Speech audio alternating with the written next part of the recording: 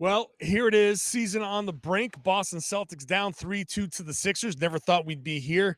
How did we get here? And is there a chance they can pull this off? Would we be surprised? It's all right now on the Locked On Celtics podcast. Be ever ready. Recognize the city of champs. Boston, baby, we do what you can't.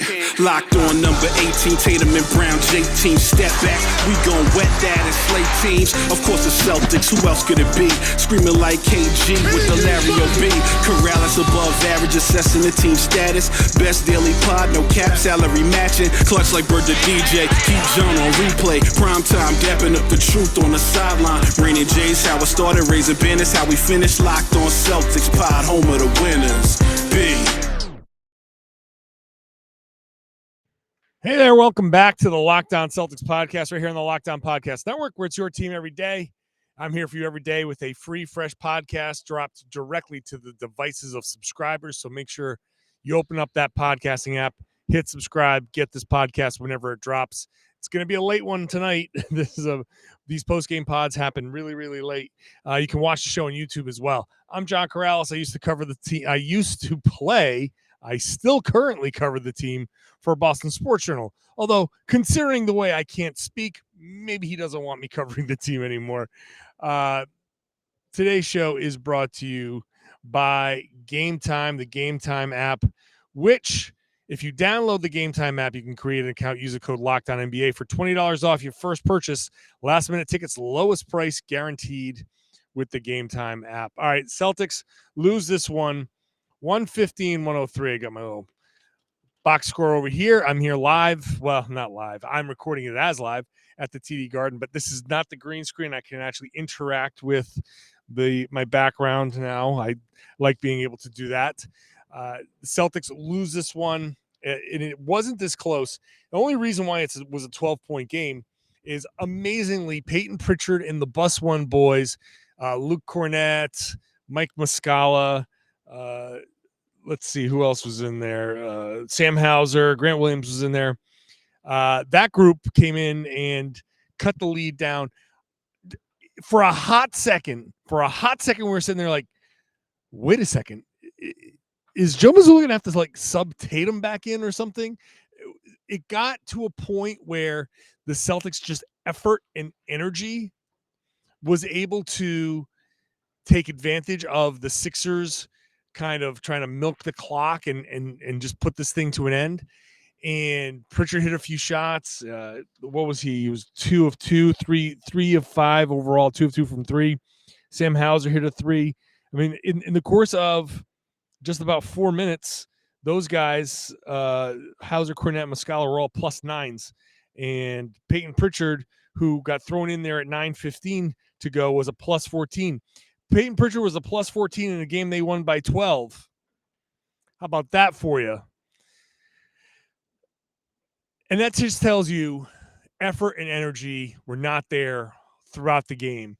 After the game, everybody was saying, we get into why did the Sixers seem to want it more? And there was pushback. Al Horford, Joe Mazzulla, they said, no, it's not that they wanted it more. The Celtics wanted it. They wanted it plenty. It's just that the focus wasn't there. The Celtics came out in this game and gave up a ton of offensive rebounds. The Sixers got going. They got confident. They got hot. And Tyrese Maxey especially got going. The Celtics, meanwhile, were missing a ton of shots. They couldn't hit a damn thing. Jayson Tatum, again, a slow start. It's kind of wild that he has now had a couple of games where he just can't get going until late in the first half or in the second half. And the Celtics, hard to say whether the defense was because the offense was terrible or the offense was terrible because the defense was terrible. But after the game, everybody admitted this was the first kind of real stinker of a game. This is the first outright bad game that the Celtics have played all playoffs, just from full start to finish. Couldn't fix anything, couldn't get anything going. They had a chance. They made a run in the second quarter. They got the lead which was, I think at that point, 16 down to 5 or 14 down to 5. But there was a key stretch within that where the Celtics, like Doc calls a timeout. I think the Celtics got about 3 or 4 stops in a row, and the most they could manage was a few free throws out of it. They didn't turn the few turnovers that they got into enough points. They turned them over 8 times. They got 13 points. They actually won the points off a turnover battle because they gave up 13 for 12 points. But to beat the Sixers, like you gotta go out there and force some turnovers, get into transition, run. When you can get those turnovers, the Celtics will turn them into points, but the Celtics have to force that with their defense. The defense was not there. It was not there. And now here's the problem. Joel Embiid is playing. He played without the brace, it looked like.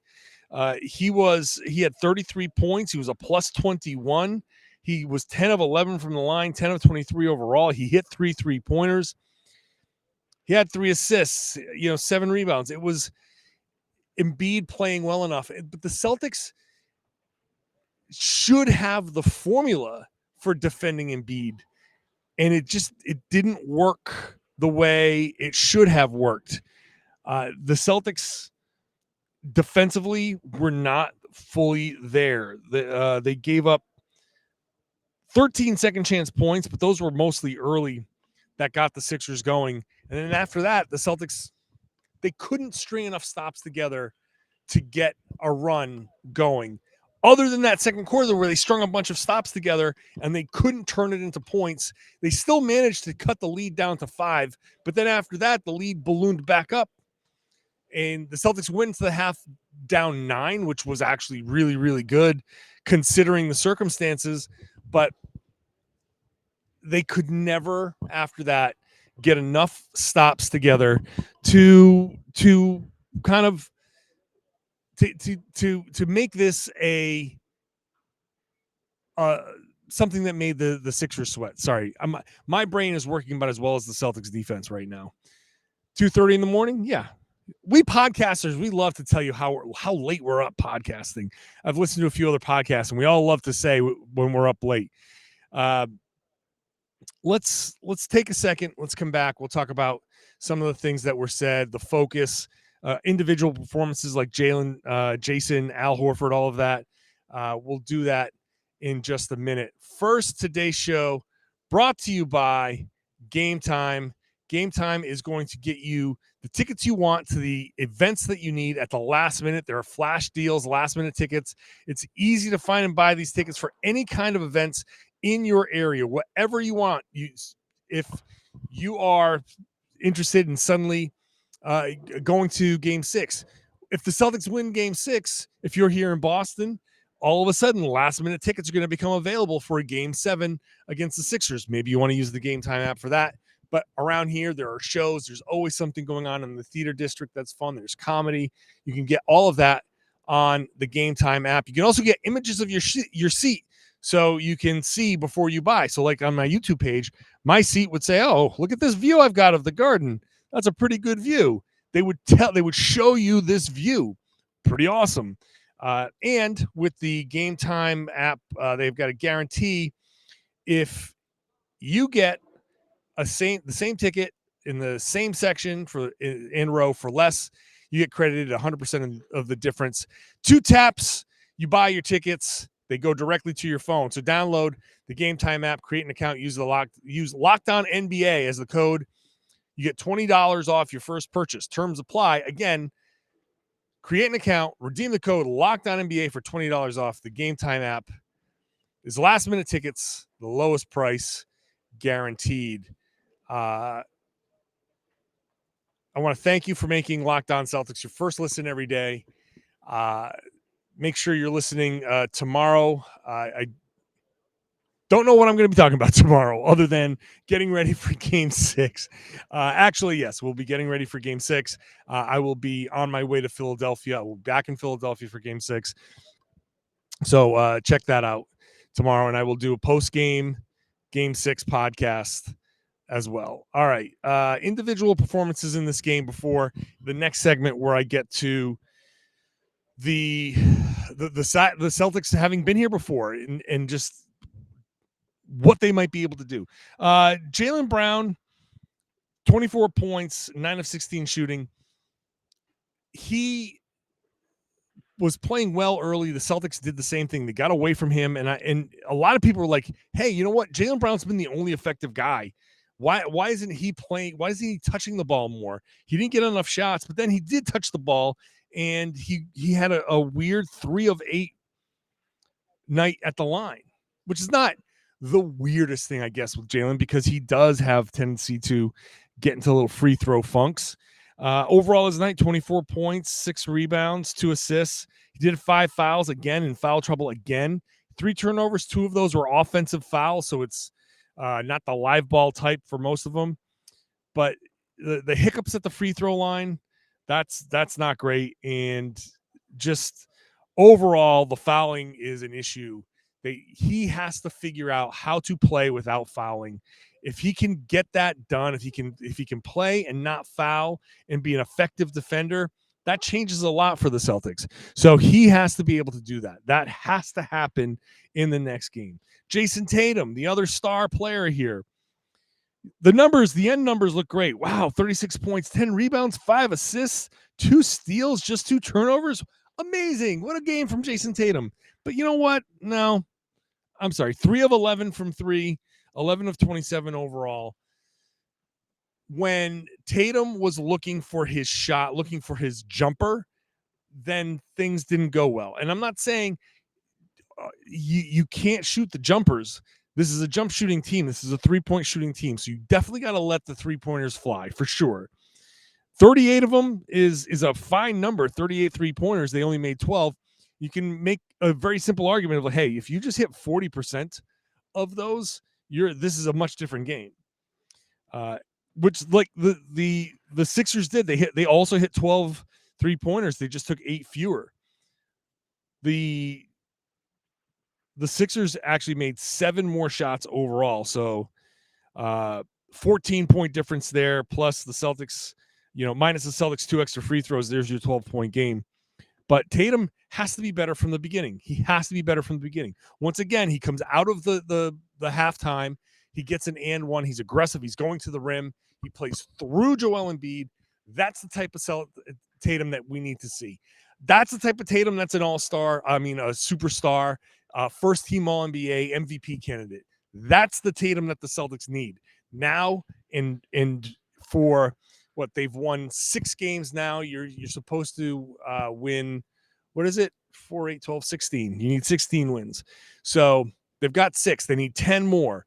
10 more performances of what Tatum has been giving you for the second half of the last game and the second half of this game.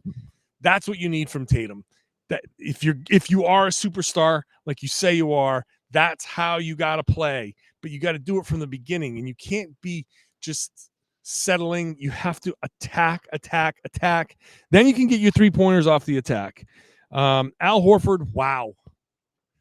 What a rough night for Al Horford. That dude, coming off of a night where he talked about being an elite shooter and all of that, right back down to 0 for 7 from 3. I think 6 of those were in the first half. Then he came out in the second half and just said, you know what? I'm not shooting anymore. And he sat a bunch in the second half, and it was just a really awful night for Al Horford. Defensively, he had nothing. Offensively, he had nothing. He just had nothing.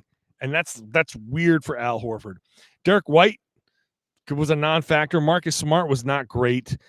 He grifted his way to 10 free throw attempts, which I guess is classic Marcus Smart, but he grifted his way to 10 free throw attempts. He hit 8, and that's why he had 14 points. But otherwise, I'm not entirely thrilled with his performance. Malcolm Brogdon, like no one had a good performance other than the Bus One boys at the end and Peyton Pritchard. Grant Williams came in. Grant did a decent job of being physical with Joel Embiid, but he had 2 weird plays. I don't know what he was doing. Embiid was kind of facing up, and he just kind of almost did like a belly flop. Like he was almost like sumo wrestling with Embiid. I don't understand what that was. So he did a good job of being physical, but then he took it like a step too far, and he kept fouling Embiid.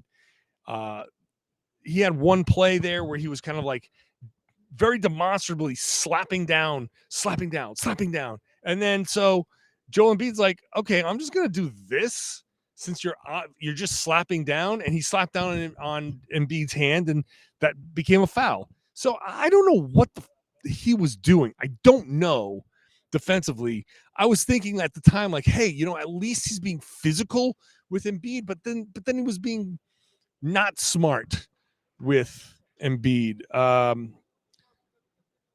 Brogdon should not be guarding James Harden. That matchup has to go away. I don't know what's up with Robert Williams.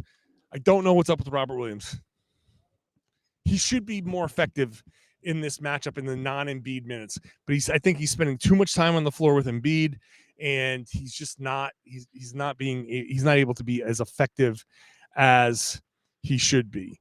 So overall, like other than Pritchard, and even Pritchard, who was, like I said, a plus 14 in 9 minutes in a game of the Celtics lost by 12, you might think, hey, maybe Peyton Pritchard's going to be part of this next game, that rotation.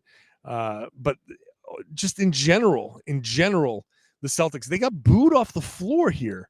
These fans, they're in rightfully so. The Celtics got booed off the floor. It's ridiculous how poorly they played. I don't understand how you can come out with that lack of focus against the Sixers at home in a game 5. I mean, I asked Joe Mazzulla directly about it. Looked like you were lacking focus, and he's like, "Yeah, it's in this position, you cannot lack focus. What are you doing?" Well, actually, what are they doing? They're doing what they did last year, the exact same thing. This is actually following a similar script, which is they're supposed to learn their lessons from that and not repeat that script. But here we are. I'll talk about that in just a second. First, I want to thank you once again for making Locked On Celtics your first listen. Head on over to Locked On Sixers. They will have, unless you don't want to hear them gloat. So check out the Locked On Sixers podcast wherever you get your podcast. The Celtics have been here before.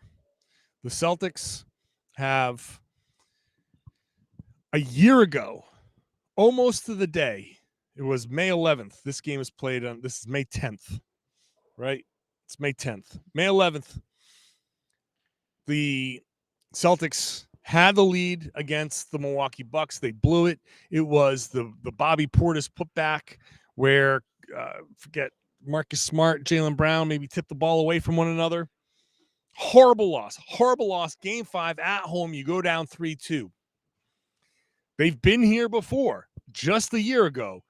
A horrible loss at home, down 3-2 to the Milwaukee Bucks and Giannis Antetokounmpo. No Chris Middleton, but that's still that team, that Bucks team would beat this Sixers team for sure. The Celtics go in and win game 6. Tatum is amazing. Jaylen Brown, Tatum was amazing, and they came back here and they won. So let's get that out of the way. This is still a winnable series. It's still a winnable series. The Celtics, it may not feel like it's a winnable series because you win game 3 and chances are you're going to win game 4. You've got 2 chances to win 1 while the other team has to go on a 2-game winning streak. So, yeah, the odds are in Philly's favor at this point. Didn't think I'd be saying that at this point, but here we are. So it's funny. We're doing media after the game. We're doing, the press conferences, and Jaylen came out, and Al and Smart and Mazzulla, and we're waiting for Tatum. And we all know Tatum's going to take a little bit because he's always late. He's always the last one. So I get up to use the men's room, and I get into the men's room. There's another reporter there, And I was just kind of saying, like, I can't believe I had to, I might have to start writing off-season pieces. I have to like switch into off-season mode. I was getting ready to apply for my finals media credentials, and all of a sudden this weekend I might be working on off-season stuff. So, and we were just kind of lamenting that. And as we're talking about that, this other, like, this season ticket holder comes into the men's room and he's like, I don't know about you guys.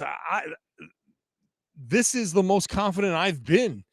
I've never been more confident in a win this season or in a game this season as I am about this next one, is what he said. I've never been as confident in a game this season as this next one. And you know what? He's right. He's right. I thought this might be the adversity game, but it's not. The Celtics coming home, game 5 at home, they probably sat there and said, we got this. And that's the last thing you want the Celtics to say, because they don't got this. However, you want adversity. On the road, game 6, down 3-2 is adversity. If the Celtics hold true to form, these guys, as infuriating as they may be, could come out in that game 6 and either be dominant or have it be a battle and they execute down the stretch like we haven't seen them execute down the stretch. Could be doing the, wow, this version of this team is amazing type of podcast afterwards. But they have been here before. And it's funny. Al Horford's like, yeah, we can absolutely draw on that. We can draw on that. We understand what the circumstances are. We've been there. We know that we know what it takes, and we've done it before. Jayson Tatum, same thing. Although Tatum is just generally like as even keel as you get. He just is not going to come in here unless it's the finals. He's not going to come in here after a loss and just be despondent. Most of the time after a loss, he just comes, he's like, yep, unfortunate. We made some mistakes, blah, blah, blah, blah, blah. We'll watch some film and we'll try to win the next game. Because, hey, you know what? It's kind of a healthy attitude. We don't, you might listen to it and say, that attitude sucks. Like, actually, no, it's actually a healthy attitude. That's what a healthy attitude looks like. Not too high, not too low. But he feels confident. Horford feels confident. Marcus Smart feels confident. Jaylen Brown's the only one who was like, that last year's last year. This year's different, and we hope to win this time around, and we have to be better than we were in this game, or else the result's going to be different. Which is true, but also the Celtics have been here before, so I would not be shocked. I absolutely would not be shocked by a win in game 6 at all. I would not be surprised by it. I would not be surprised if they came in or anything happened. I would not be surprised if the Celtics went and got blown out. I would not be surprised if they did the blowing out. It could go in a million different directions right now. But I think the lesson from this season is that the Celtics, and last season too, as I've said a million times, they can't handle prosperity, but they love when things are down. They love that adversity. And this is as adversity as you get. Celtics down 3-2 to the Sixers. Takes me a second to process that. Down 3-2 to the Sixers. Hey, credit to the Sixers.